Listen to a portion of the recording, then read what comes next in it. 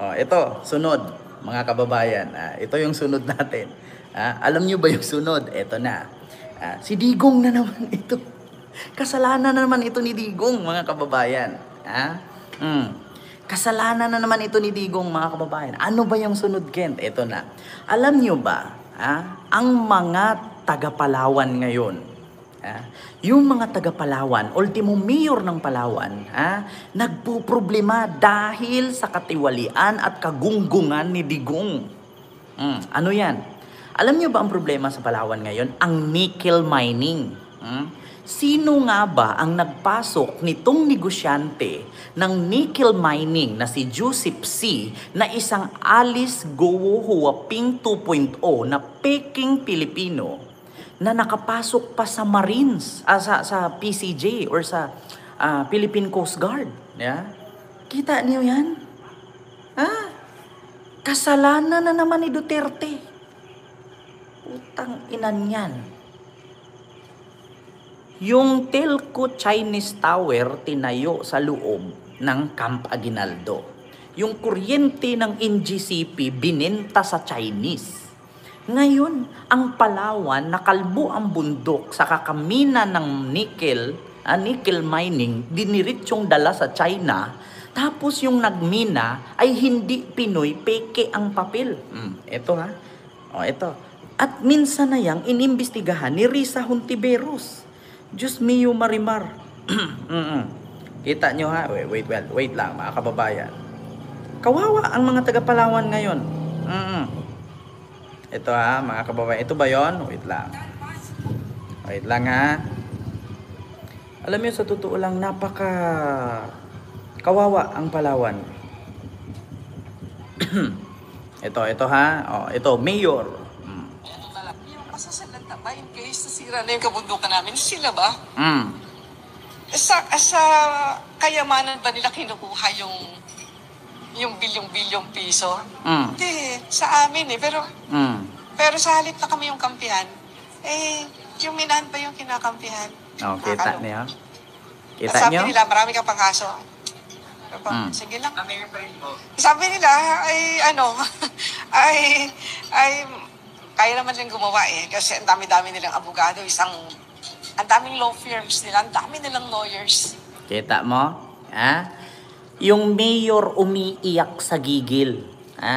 Yung bundok nila sa Palawan nakalbo. Pero instead na sila taong bayan na nakatira doon ang kakampihan, putang ina, yung Chinese na peking Pilipino na hindi naman totoo ang pangalan na parang si Alice Go, kinampihan ng gobyerno noon ni Digong. Diba? Kita nyo yan? Kita ninyo, puki ng inang yan. Diyos mio Marimar. Ito mga kababayan. Hanapin natin dito yan. Wait lang nakakaloka. Ito nickel mining sa Palawan. Kita nyo? Diyan po, kung nakikita niyo may mga dilaw po na stick. Ako ma'am, yung ore po yan talaga. Yan na po yung dinadala ng minahan sa ibang bansa. Dinadala sa China yan. Ito po, laterite na po talaga ito, yung halo. Kasi yung bato po nila, may kasama na po yan, galing po yan sa minahan niya daw, yung mga paglangan. Muharin tambiling spam. Welcome to I have a message for President Snow. You can torture us and bomb us and burn our districts to the ground. But do you see that? Fire is catching. And if we burn, you burn with us. Kita nyo yan mga kababayan? Wala, kawawa ang mga taga-Palawan. Bakit? Kinutkot ang kanilang bundok. Kinuha ang mga nickel, diniritso sa China. 'Di ba? Bakit pinayagan? At ito pa, mga kababayan. Ito siya si wait lang. Hontiveros. Kasi mga kababayan, grabe ito. Hontiveros to. C. Ito. Iniharap na ni Senador Risa Hontiveros ang mga dokumento sa Senado para patunayang hindi Pilipino ang nickel tycoon na si Joseph C. Una na siyang naaresto dahil sa umano'y pagiging Alice Go 2.0. Nagbabalik si Hannah T. para sa detalye. Pakinggan ninyo ha. Pakinggan ninyo. Wala sa records ng Philippine Statistics Authority ang mga magulang ni Joseph C., ang nickel businessman na inaakusahang peking Pinoy. Sa kanyang privileged speech interpellation, ipinakita ni Senator Risa Hontiveros ang mga dokumentong nakuha niya mula sa PSA. Sa Certificate of Live Birth ni C na na-file noong 2007, nakasaad doon na ang kanyang ina ay si Aida Samson Que at ama naman si Emilio Toledo C. Nakasaad din ang umano'y kasal ng kanyang mga magulang noong 1964 sa Bataan. Pero nang i-verify ito sa database ng PSA, walang record ng kapanganakan, pagkamatay o kasal ng dalawa. Wala pong ganyang dalawang individual, wala pong ganyang couple na ikinasal po dito sa Pilipinas, Mr. President. Kita nyo? Peking dokumento, peking apelyido, peking pangalan, peking Pilipino na nagmamining ng nickel sa Palawan.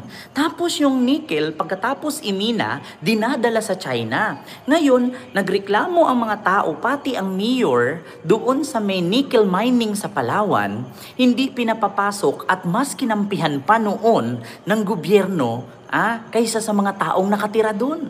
Ngayon, nung nabisto ni Senator Risa Hontiveros, di ba? Itong isang peke na si Joseph C. na maalaalis Go Huaping, mga kababayan, at take note mga kababayan, hindi lang siya nagmimina ng nickel sa pamamagitan na pinayagan ni Digong noon, mga kababayan, naging komodor pa ng Philippine Coast Guard. Kita mo, saan ka nakakita? Chinese, naging komodor ng Philippine Coast Guard. National, Chinese national. Putang ina. Saan kayo nakakita? Isang Chinese national naging Coast Guard or Filipino Coast Guard. Peke ang mga papel. Sa auxiliary pa nakapasok. Pag sinabi nating auxiliary, ang kanyang ranggo, alam niya ang mga pasikot-sikot at alam niya ang galaw ng Philippine Coast Guard kasi nasa auxiliary siya. Di ba? Oo, Kent, yung Palawan River na binabaha pero ngayon grabing nakakatakot na pag may bagyo, baha agad. Sa Brook Points yan, papuntang Hawig. Sobrang ganda ng lugar na yan. Ngayon, Diyos ko, nakakaawa. Di ba? Oo, kita ninyo, sino ang sisihin nyo dyan? Yung mayor umiiyak. Bakit? Ako yung mayor, hindi pinapakinggan, sabi ni mayor. So paano pa ang mga ordinaryong tao? Diba? Kawawa ang Palawan. Meron pang isa yung Malampaya ba yun? Yung Malampaya, ano ba yun? Ninanakaw. Dahil din kay Digong, putang ina talaga. Kagabi sa live ko, yung Chinese telco tower, tinayo sa Camp Aguinaldo. Putang ina, kita nyo, economic advice. Ito, example ko sa inyo mga kababayan. Saan ka nakakakita? Saan ka nakakita? Economic advisor ng Pilipinas, Chinese national, si Michael Yang. Sige nga, bakit? Economic advisor ba ng China, Pinoy? Saan ka nakakita niyan? Economic advisor, Chinese national. Putang ina. Ganyan tinarantado ni Duterte ang bansa. Pakinggan ninyo continue. Lumabas lang ang mga pangalan sa delayed birth registration na isinumite mismo ni Joseph C. 41 years makalipas ang kanyang sinasabing birth date noong 1966. 41 years? Talaga ba? Na namuhay siya di umano dito sa Pilipinas bago siya kumuha kahit ng affidavit of acknowledgement or admission of paternity at saka affidavit for delayed registration of birth. Kinwestiyon din ni Senate Minority Leader Tito Soto ang issue.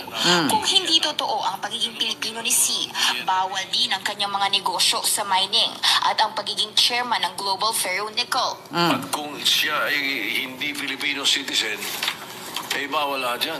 Bawal po, Mr. President. Kasi hindi sa ilalim lamang ng constitutional provision on 60-40 Filipino and foreign ownership na pwede sa mga kumpanya dito sa Pilipinas hanggang... Oh, kita mo? Oh, may nagtanong. Oh, ang tanong ni Anthony. Tanong ko sa iyo, Kent, may nakulong bang Chinese national? Putang ina, si Alice Go, hindi ba Chinese national yan? Si Joseph C, hindi ba Chinese national yan? Tapos tatanungin mo ko kung may nakulong ba? Hindi ba Chinese national si Alice Go? Hindi ba Chinese national si Joseph C? Yan po ngayon, si Joseph C, pinag-usapan natin. Ha? Yung may-ari ng nickel mining sa Brooks Point, sa Palawan. Nakulong po siya. Nakulong po siya. Diba? Kent, nagsisi ka ba na sinuportahan mo dati si Duterte?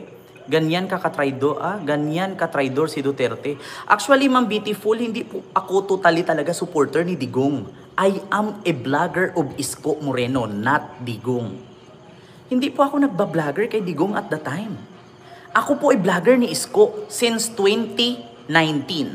2019, hindi po ako Duterte. Ako po'y Iskonians. So, kung pagsisisi lang, higit pa sa pagsisisi, pero sorry, hindi ako vlogger ni Digong. Ang advantage ko lang ay yung mga vlogger niya, kaibigan ko. Di ba? Kasi nung vlogger ako ni Isko, yung mga DDS vlogger ngayon, dating kay Isko yan. Di ba? So hindi po ako Digong vlogger kasi actually hindi naman ako tawag dito, national vlogger noon. Hindi naman ako national politics vlogger. Ako ay local vlogger lang. Kay Isko lang ako. As in, Maynila, Mayor Yorme lang kami. O hindi naman ako sumali dyan sa mga issue ng national politics. Yung usaping mga Senate, mga Congress. Wala eh. Ang mga binablog namin noon, yung mga nagawa ni Yorme na mga condominium, yung mga, alam nyo yung mga nagre-reker-reker sa kalsada? Yung mga tinatapyasan nila yung mga daanan. Actually, hindi po ako vlogger ni Digong. Vlogger po ako ni Isko. Oo. At actually, ako po nung panahon nung tumakbo si BBM po ang presidente ko. Ang nagkataon lang mga kababayan, inisyo kasi ako noon na bayaran daw ako ni Isko. Kaya dumikit ako kay Isko kasi bayaran daw ako. So, lumayo ako kay BBM. Actually, ganito yan ha. Bigyan ko kayo ng kwento. Isa sa mga pinagkatiwalaan ni PBBM sa kanyang headquarters sa Mandaluyong, in-invite po ako bilang isang youth na makipag-meeting dyan sa may, yung sinara na hotel ngayon dyan sa Pasay. Ako po'y in-invite dyan. Oo. Hindi pa nag-umpisa ang pangangampanya ni PBBM. Isa na ako sa kinuhang vlogger na mag-promote kay PBBM kung saan may sorte, kung saan may rally.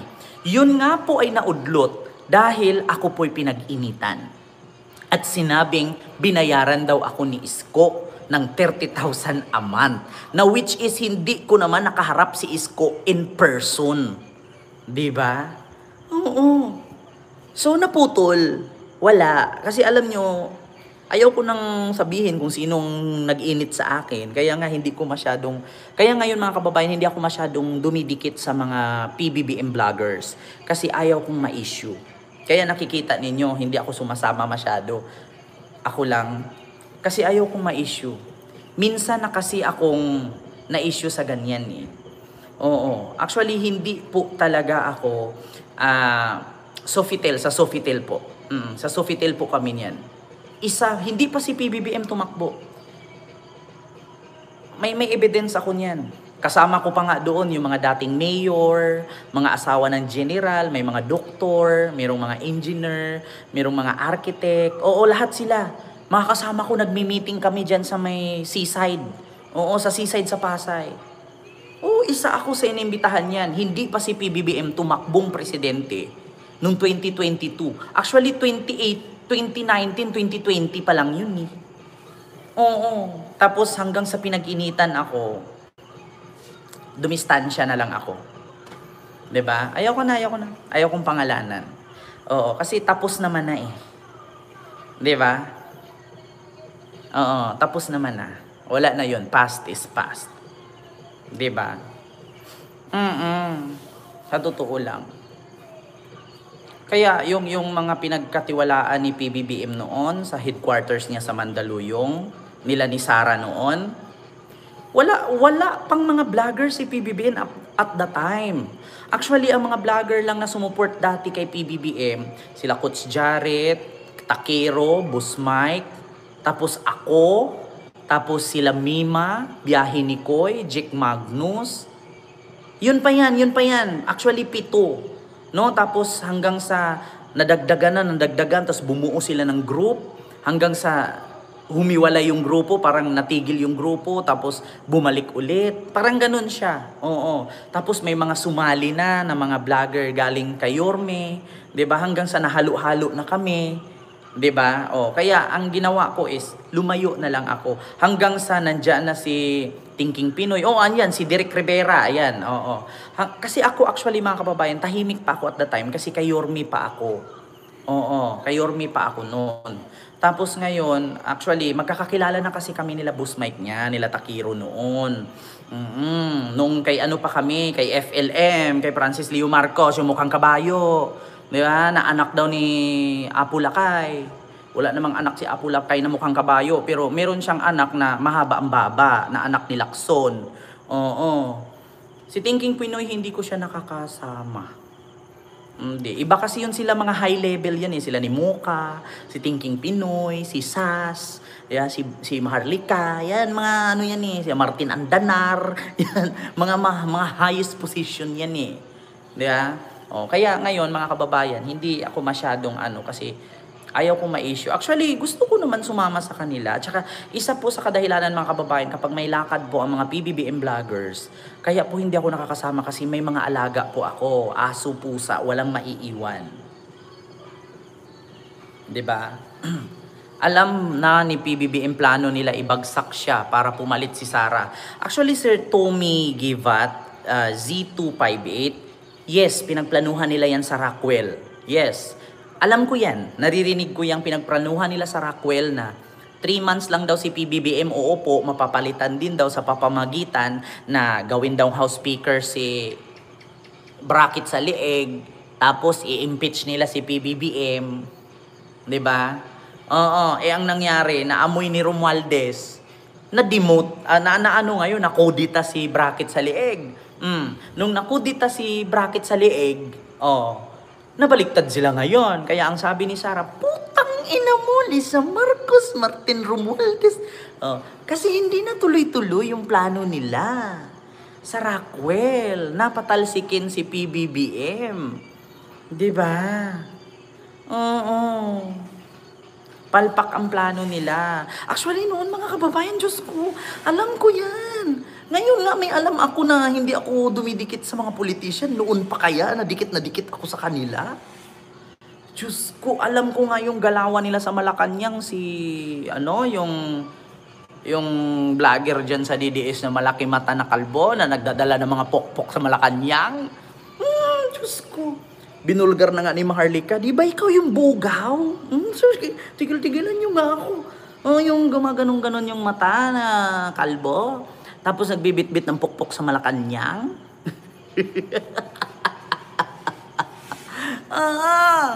Diba? Totoo yan. Can't close daw kayo ni Dado, sabi ni Alvin Pinyol. Close kami ni Dado. Kasi yung lolo ko, retired general eh. Kilala ni Dado ang lolo ko. Kaya nga si Dado, naging sundalong kanin yan, na magnanakaw ng kanin yan.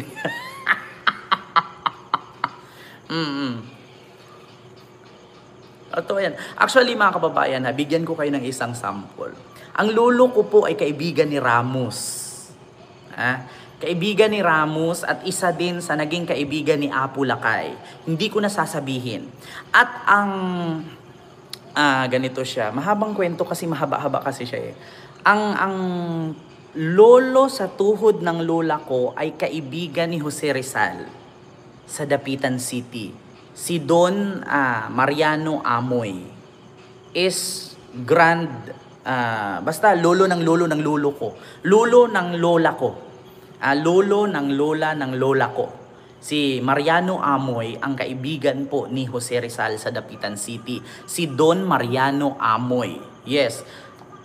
Aminin ko man sa inyo, mayaman po talaga ang angka namin. Yeah? Yun nga lang, sila lang. Kasi ang mama at papa ko ay hindi po kasal. So, gano'n naman talaga. Oo. Naku, mga kababayan, sanay na ako sa mga ganyang pangyayari. Sa side ng papa ko, kamag-anak nila mga Garcia sa Cebu. Sa side naman ng mama ko is, basta may mga politician. Hindi ko na anuhin, Basta yun lang yun. Sino itapat kay Sara sa 2028, tingin mo? Actually, para sa akin, ang gusto kong itapat kay Sara sa 2028, si Rastaman. Yes. Kung ako papipiliin, itapat kay Sara sa 2028, si Rastaman. Bakit? Si Rastaman nakikita mong lumapit sa mga dukha Si Rastaman nakikita mong umuupo sa bangketa Si Rastaman nakikita mong kumakain ng mga tira-tira. Si Sara hindi mo nakikitang ganyan. 'Di ba? Kaya sa totoo lang, kung gusto ko mang itapat kay Sara sa 2028, si Rastaman. It's better to vote a normal person than the influential and corrupt person. 'Di ba? It's better to vote a normal person than to vote a influential person and corrupt. 'Di ba? Yun lang. Alam mo, sa totoo lang mga kababayan, ang makakapagpabago po sa ating bansa ay ang Pangulong walang alam. Kasi kung ang ipapanalo natin sa ating bansa ay may karanasan sa pagnanakaw, may karanasan sa pandarambong, walang mangyayari. Mas mabuti siguro magkaroon tayo ng Pangulo yung no read, no write Bakit? Kasi kung no read, no write, tuturuan siya. Kasi kung may alam na siya, alam na niya lahat pasikot-sikot Diba? Much better bumoto tayo ng presidente na walang alam. Kasi bakit? At least panibago. Panibago tayong mag-umpisa, panibago tayong magtayo ng ganito, panibago tayong uunlad. Kasi kung iboto natin may karanasan na, mahirap Karanasan sa pagnanakaw, di ba? Karanasan sa pandarambong, karanasan sa pangungupit, di ba? Karanasan sa katiwalian, wala. Di ba? Much better talaga bumoto tayo ng presidente yung walang alam. Di ba? Kasi kung buboto ka sa presidente na marunong sa pagnanakaw, marunong sa katiwalian, patay tayong lahat. Di ba? Pero kung sa totoo lang, na seryoso, gusto ko si Risa Hontiveros. Kung wala ka talagang mapili at ang kalaban lang ni Sara, si Risa or si Sara, si Risa. Mas gusto ko si Risa. Or kung may gibo Chodoro, magibo ako. Pero mas bet ko si Risa. Hindi ko pa kasi alam kung si Gibo tatakbo Pero ang alam ko si Risa Hontiveros talaga. Si Risa Hontiveros. Kasi kung papipiliin ka lang din naman babae sa babae, may paninindigan, may nagawa, Risa. Kasi wala pa akong narinig mga kababayan na tatakbo. Maliban kay Senator Risa. Si Senator Risa talaga. Actually, si Mayor Vico, hindi yan tatakbo, President. Si Risa Hontiveros talaga ang naririnig kong tumakbo. Kasi kung si Risa lang din naman at si Sara ang maglaban, my God, bakit ako mamimili ng basura kung meron namang mabango? Diba? Bakit ka mamimili ng basura kung meron namang ukay-ukay? Diba? Diyos mio Marimar, bakit ko pipiliin mamulot sa basurahan kung meron namang mabibiling tagpipiso lang? Diba? Ganon yun. Hindi ko sa minaliit si Senator Risa Meron ka namang mabibili na piso lang at malalapitan at makakatulong sa atin, makakapag-aahon or tawag doon yung maibsan yung gutom mo. So bakit ka magpupulot sa basurahan? 'Di ba? Ito wag niyong maliin yung pagkaintindi mga kababayan. Wag niyong i-misinterpret yung sinasabi ko. Bakit ka mamumulot sa basurahan kung meron namang tagpiso lang? 'Di ba? Bakit ka mamimili sa basurahan na either meron yang bubog, 'di ba? Meron yang pako, meron yang blade, masusugatan ka or else panis pa yung makakain mo, magtatai ka pa. So kung meron namang piso at mabubusog ka, di doon ka na lang sa tagpiso. Di ba? Huwag niyong i-misinterpret yung sinasabi ko kay Senator Risa. Senator Risa, kung nanood ka sa akin, alam kong matalino ka. Sana maintindihan mo ako. Huwag niyong i-misinterpret. Ito lang Senator Risa versus Sara. Bakit ka mamimili ng basura at kakain ka ng galing sa basura kung meron namang tagpiso? Di ba? Ibig sabihin ng tagpiso, makamasa. Yung kakain ka, halagang 20, busog ka na. Halagang 50, may ulam na, 2, may gulay na, may karni na, may kanin ka pa. Kaysa naman sa pupulot ka sa basurahan, either may bubog dyan, matitano ka pa, magkasakit ka pa, dubli pa ang problema mo. Kakain ka, panis, diba? Tapos magtai ka. Tapos wala kang pang hospital, magkakasakit ka ngayon, ma-dehydrate ka. Tapos naapak mo pa, bubog, natitano ka pa, edi double did ang labas sa'yo. Hindi doon na lang ako sa tagpiso. At least, alam kong safe kahit tagpiso. Diba? Bakit ako mamimili ng presidente na hindi kumakain ng 20 pesos kilo ng bigas? Diba? Bakit ako mamimili ng presidente na ayaw kumain ng 20 pesos per kilo na bigas? Kasi daw hindi daw pagkain ng tao yan, pagkain daw ng baboy yan. Pagkain daw ng hayop yan. Diba? Alam mo nang madumi, kakainin mo pa. Ew, sabi nga ng mama ko dati, nahulog na yung pagkain mo, huwag mong pulutin. Alam niyo ang sagot ko? Wala pang 5 minutes. Ngayon hindi na. Kung si Sara lang din naman. Dugi, ipakain ko na lang sa aso. Diba? Totoo yun, huwag ka magalit sa akin Vice President Sara. Totoo yun. Opinion ko to. Natural, butante ako. Alangan mapipilitin mo ko. Diba? Hindi na matatawag na eleksyon yun kung mamimilit ka. Diba? Kung papipiliin ako between Sara and Riza, mas piliin ko yung tagpiso kaysa sa basura. Diba? So yun lang, mga kababayan. Maraming salamat po sa inyong lahat. Mag-ingat po kayo. Huwag niyo pong kalimutan. Mag-like, mag-share, at mag-subscribe, mga kababayan. So, baka mamaya, mga kababayan, may live tayo ulit mga 11:30 or di kaya 12, magdagdag lang tayo ng live ulit. So, yun lang. Maraming salamat, mga kababayan. Hindi ko po kayo maisa-isa. Bye-bye. Maglilinis pa po kasi kami.